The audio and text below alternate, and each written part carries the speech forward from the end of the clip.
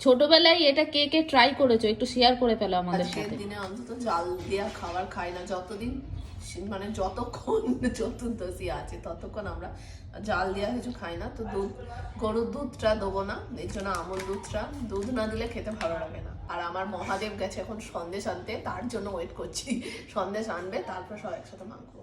এত কথা এলিয়ে যাচ্ছে কেন? কালকে থেকে খাওয়া দাওয়া নেই বলে কথা এলিয়ে যাচ্ছে। কালকে থেকে খাওয়া দাওয়া নেই, যখন থেকে চতুর্দশী লেগেছে তখন থেকে উপোস, শুধু জল দেওয়ার পর মহাদেবের মাথায়, তারপরে একটু প্রসাদ নিয়েছি, এখনো কিছু খাইনি। এই সাবু মাখা খাবো। কতটা আছে এখানে? 1 কেজি নারকল কোড়া, কলা, কলাটা আগে চটকে নি আমি, দেখ কতটা ঢালি।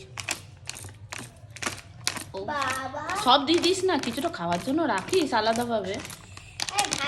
আরেকটু দে, ওইটুকু নে।